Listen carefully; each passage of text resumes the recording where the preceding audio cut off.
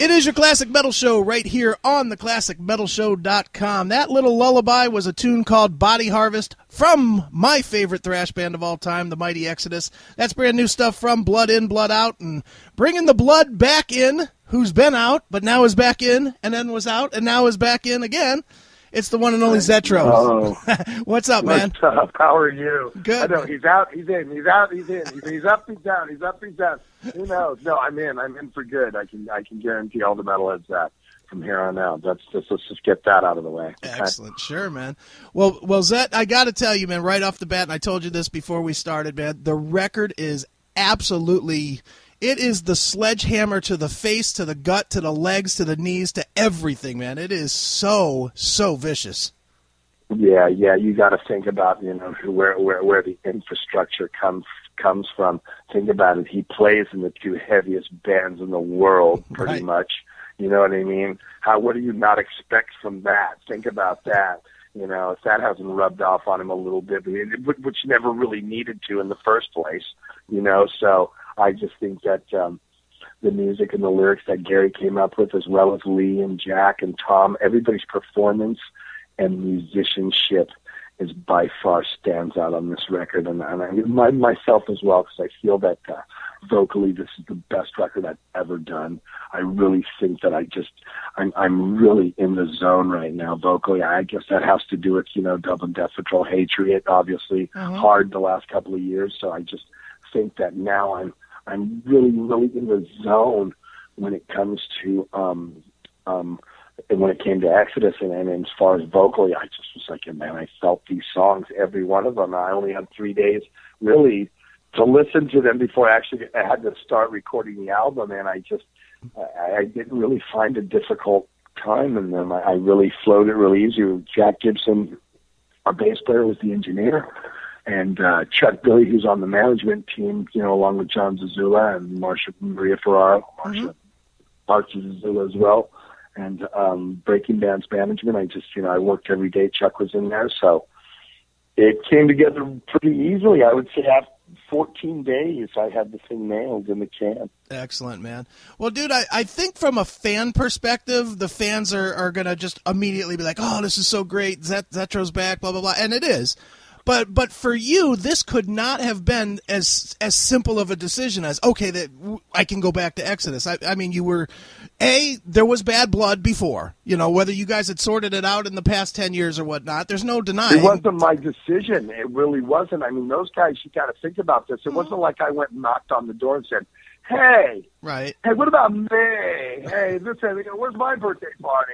Come on. Right. Like, obviously those guys had come to a decision themselves, where they felt that, and from what and again, I'm like you guys. I only read what happened. I still, to this day, have not come to them and had to sit down and said, so what? Wasn't privy to that information, nor I felt it was a classless move due to the respect I have for Rob and Exodus and their management. It wasn't a part of me. It had nothing to do with me. Right. So for me to do it, so it was just more like moving on here. We're thinking about bringing you in the band. And so working through that was like, okay, cool. Let's start with the music, and then we'll talk about the attitudes. You know what I mean? And then it went towards each one of us had a session. I talked to every single one of them, and that includes every person in the management group as well. Okay. And not just Chuck or not just Maria. I talked to Johnny, I talked to Tom, I talked to Gary extensively. I talked to Jack, of course, because he was working on the album. Lee, everybody that had anything to do involved in this was like, we really want to make sure you want to do this time, you know what I mean, and make sure that you're into this. And I think that was pretty much the only apprehension. And I was like, yeah, everything's right. I mean, my 10 years ago was a long time. There was other things going on in my life, that I couldn't control. I can control everything now. So it's really refreshing to be back. It's really exciting. It's almost more exciting than it was when I joined the band and Pleasures was coming out. It was like, wow, my first record. It's like I feel it's like my fucking first record again. It's like I'm having a good time with the guys. We're joking around. The stupid vernacular that we have has never fucking changed. Right. You know what I mean? Everybody's still kind of witty and dim-witty, and that's how we are. We're dumbasses. It's funny. It creates, what it does is it relieves everybody. We can all come up to each other. Me and Tom have this me and Tom have so many stupid little sayings that we walk by each other and we'll say. Right. Shit, we'll say, and it's just dumb. It just, and you're standing here going, wow, what did you say? It's like, exactly. Get be on it. You know what I mean? It's just, and that was something when I came back was just like so easy. I know these guys. I know them. I went to battle with them. I know their families. I know their children. I know their moms, their dads. It wasn't like I came in this foreign fucking band. I didn't know any, and I never met, and it was pretty much, these guys were, my brothers. They're my brothers in arms. I was the uncle that pissed everybody off. You know what I mean? So I didn't get invited to fucking Thanksgiving the last 10 years. Right. Well, we had a family reunion, and we all kissed and made up. And now I'm back invited to Thanksgiving and Christmas again, and that's the way I explain it. Right, excellent. Well, let me ask this though: was there a bit of apprehension to come back, not because of the other guys, but because you were making, probably still will. I haven't heard that you're ending this, but you were making a lot of great strides with Hatriot. Hatriot was gaining momentum, and it's a project you were doing with your kids, which would, obviously to say, okay, well, I'm putting that on hold. That's a tough move for dad to sons, no? Not even putting that on hold. Think of the momentum that Hatriot's going to have now because of Exodus. True. You know how many magazines I talk to that wouldn't even talk to Hatriot, that I've talked to because of Exodus and have to mention Hatriot because they know about it? You know what I mean? Yeah, that's Think true. about that. I talked to Revolver last week, Dave. Touch Hatriot? Are you kidding me? They wouldn't even I couldn't even get the answering machine. Are you kidding me? So that has helped. The band knows it. They know it. And so there's no taking time off. Slayer's putting out a new record in 2015. Exodus isn't going to get every fucking tour. Right. So what are we going to do? Me and Lee are already talking about doing He's and Hatriot. And I'm already have the boys writing number 3. Oh, wow. And when I'm on tour with Suicidal and Slayer, Exodus only gets a 30-minate set. So I'm going to spend most of the day on that tour writing lyrics for the new Hatriot record. I already have song titles. We already have songs. I already have a CD of songs that Costa has already done in pre-production on. Probably 4, I think I have. Right. So, there's some last Thursday and Friday we played Sacramento Reno with Hatriot. Sure. That's very cool. Yeah, not stopping. No, they love it. It's all good. That's good. They got a fucking full ESP guitar endorsement out of it too. Nice. So a lot of good things are happening to these boys because Dad's gone back, right, into the band. You know what I mean? So sure. I mean, honestly, it worked out for everybody. Are they on a little bit of a hiatus? Yeah, I guess so because I got 42 shows with Exodus the rest of the year. You know what I mean? It's going to be hard to fill in dates, but that doesn't mean we're not working or I'm not working the band. We're talking about them right now. Right, exactly, man. Well, Zetro, what's different this time aside from, obviously the business part of it and whatnot is different, but what's different for you going back into it? Does everybody seem, a little more focused or a little less, pissy or whatever it was that was going on in the last time that you were in the band? It was me who was pissy the last time. That's what made it all bad. Remember, I quit. So it's like, to get that guy back in the band, what's he going to do? Quit on us again? You know what I mean? I understand the mentality and the apprehension, but everybody's mentality now is like, again, we're not looking back. We're looking forward, and everybody's respecting each other and respecting each other's space. We're 50 fucking years old now, 2 of us anyway. Right. You know what I mean? It's like, that puppy dog game bullshit is over with. There's no drinking. I mean, it's very sparingly, and there are no drugs involved anymore. And that is like, you always hear bands, there's no drugs anymore than there is. There, honestly, to tell you, Exodus, this band does not do it anymore. It's just not something we do. It's just, and we were the biggest one. Our reputation was all about that. Right. The fucking partiers of thrash, and it's just like I said, there's a little bit of alcohol around, but since I've been back, I have seen nobody even get drunk to a point where not even good buzzed. I mean, I think it's there only as a tool, basically. You know what I mean? Sure. It's there and we can have it. Nobody's really ripped into it. Right. You know what I mean? But and the drugs are just non-existent, and they will not exist in here. We do not tolerate that, and it's great, and I love that because I don't tolerate and hatred as well. Excellent. So very cool, man. So it just sounds like it's just a more focused effort than it was in the past. Yeah, I think again the stars are all lined up for us right now. They really are. We're getting really good stuff We're getting great gigs. We're getting good offers. They're paying good money. We just did 100,000 at Rock Hall Parque in Colombia. Okay. They have a huge festival, 3 days. One day we headline, next day Soulfly headline, and then Monday Anthrax. 100,000 people. You know, and it's not like 100,000 people just show up because there's something going on. I mean, there's 100,000 people there, and everybody knows who Exodus is.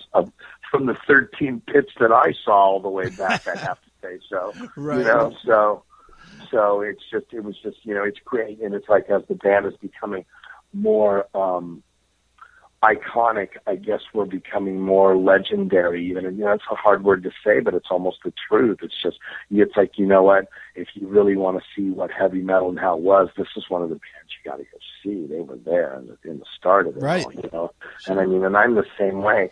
It's like you're going to go see the Stones when they come around. You're going to go see Led Zeppelin when they come around. Even when McCartney comes around solo, he sells out a stadium just because that was he's a Beatle. Right. You know? Sure. That guy's a fucking Beatle. It starts with the Beatles. You know what I mean? Yep. Pretty much. Modern day music starts with the Beatles, you know? Yeah. And so it's just that whole drug-induced acid, you know, trip, you know, writing about all that. It all starts with the Beatles. And so to see that guy and just to see everybody, you know, and so I guess as we're getting older and we're in our 50s and, you know, that kind of late 40s and 50s as we're at, because I'm 50 and I think me and Jack, they're you know, Tom's right beyond 48, 47, 46, that kind of era, you know, you're looking at that. You've been in the business for 30 years. So 10th album, right? You know, there's a certain way to look at that. And very fortunate to be a band that's been able to stay relevant for 30 years and have such a big rush that people are like, wow, sure, still want to see this band.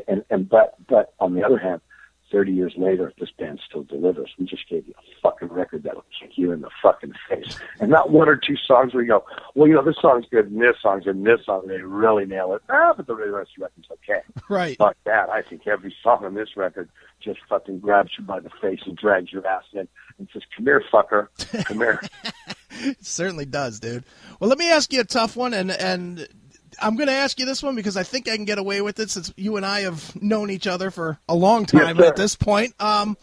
One of the things that Rob Dukes did for the band, in my personal opinion, this is having seen you perform 12, 15 times with Exodus and having seen Dukes at least 6, was Rob really raised the intensity level of the shows. Not that they weren't intense before, they always have been. So I want to state that. I mean, as you know, it's always a fucking slaughter fest in front of you. But Sure. Dukes, the way he did it was almost attacking to the audience, where you're more like part of the audience, so to speak. Right. I think that's the difference. Right. You know, will you try to, or do you not worry about that? Will you try to bring some of that additional intensity that Dukes brought to the band? Because honestly, I think that's what Dukes did best for the band. I can't be what anybody else is, especially 30 years into this now. I can only be what Zet is and what I bring. And I think my form of ferocity is just as intense. And I think, you know, I'm not changing anything or trying to be different to try to outdo anybody. He did a great job on the job that he did. I think you just have to take Paul was a different guy, like Zet's a different guy, and Rob was a different guy. Sure. And so I think that, you know, and I'm not going, I need to bring this to that. I think it's already there. It really is. And what I've seen from you know, the 5 or 6 shows that I've done already, it's just, you know, it's just right back to getting right back on the bike, and the reaction that I see is just the same and just as ferocious and just as, like I said, we, you know, 11, 13 pits in South America. Right. So I don't think anybody else is like really looking at that as that. I mean, it's a great question. It's definitely because it's a great observation and it's really good observation again of the two of us because we do handle that. But I kind of tend to, like, I put my arm around the crowd instead of pushing them. You know what I mean? I think my always theory is you catch more bees with honey. Right, sure. And it is true. It's I mean Dukes. I mean, I don't know. You've probably seen if nothing else, YouTube. But Dukes was always like, "You guys aren't fucking loud enough," you know. Where you're more like inviting them up on the stage. Hey, come on, Mosh, get up. You know, do whatever, but get moving. I try not to taunt the crowd I never have. Right. I don't like to taunt them. Okay, they're not stupid, and you're not better than they are. Right. So saying "fuck you," you guys are a bunch of sissies. My grandmother can thrash better than you.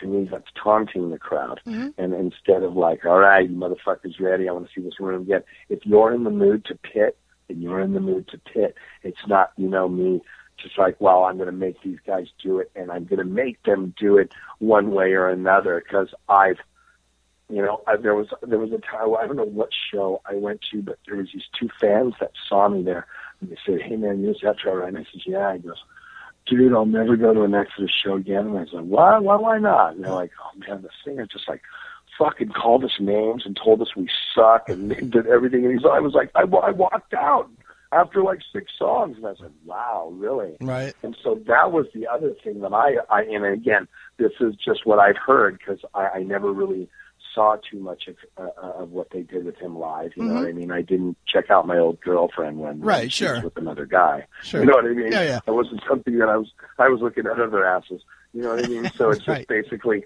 and those are things that I heard, and I don't operate like that. That's not how I am with you. Look, you know how I am. Yeah. You can, like you said, you can ask me anything. Right. You know what I mean? And I'm going to give you the honest fucking answer. And I'm not going to go, "Oh, that's fucked up. I don't want to answer that."